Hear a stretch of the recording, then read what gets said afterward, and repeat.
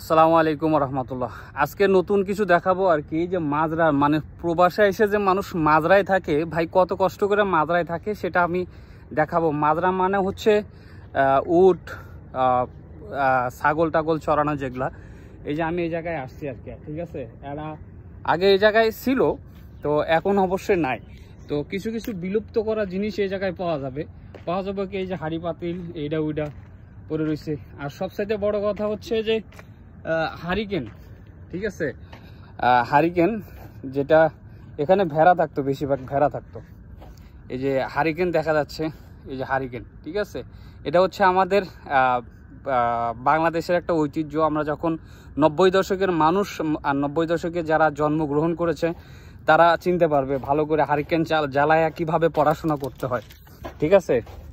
তো ভিতরে আমি দেখাচ্ছি, মানে চারো সাইডটা ঘুরে ঘুরে দেখাচ্ছি। এখানে হচ্ছে মাজরা, এই যে খেজুর খাইতো, খেজুরগুলো ফালায় রেখে যেত, ঠিক আছে। খেজুর ফালায় রেখে যেত। ভিতরে ঢুকতেছি এখন, আমি দেখবো আর কি।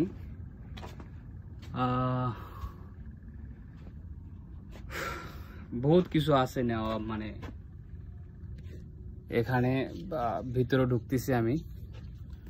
দেখেন এটা হচ্ছে, এখানে হচ্ছে ঘর, এখানে থাকতো মানুষ থাকতো, ঠিক আছে। মাজরায় কোনো ফ্যান নাই, কোনো কিছু নাই, মানে কোনো কিছুই হয় না মাজরায়, কোনো ধরনের কোনো কিছুই হয় না। তো হবে কিভাবে ভাই? মাজরায় থাকা বহুত কষ্টকর। প্রবাসে মাজরায় থাকা যে এত কষ্ট, মানে এখানে সম্ভবত বাঙালি ছিল, বাংলাদেশের কেউ ছিল। তার মানে এই যে লুঙ্গি দেখা যাচ্ছে, এটা হলো বাংলাদেশি, ঠিক আছে। এই যে লুঙ্গি দেখা যাচ্ছে, আপনারা যারা লুঙ্গি দেখতে পারতেছেন, এটা হলো বাংলাদেশি কাপড়। হয়তো কিছুদিন আগেই এরা চলে গেছে এখান থেকে, কিছুদিন হইলেই চলে গেছে সম্ভবত, আগে ছিল। এটা হচ্ছে ওরা থাকতো এখানে, মনে হয় যে রান্না করতো, রান্নাঘর সম্ভবত। হ্যাঁ, এখানে রান্নাঘর, ঠিক আছে। এখানটা হচ্ছে রান্নাঘর, হেলমেট টেলমেট এখানে সব আছে, দেখতে পাচ্ছেন। এই যে ম্যাস, গ্যাস ম্যাস, জিনিস জানা রান্না করার। এই হলে বিষয়, যে হাঁড়ি পাতিল। ভাই মাজরায় থাকা যে এত কষ্টকর, ঠিক আছে। যারা মাজরায় থাকে প্রবাসে, যারা মাজরার ভিসায় আসে, মানে তারা তো আর মাজরায় ভিসা আসে না, যাই না শুই না, যে উট গরু ছাগল রাখার জন্য, পালার জন্য। তো আসলে বোঝা যায়।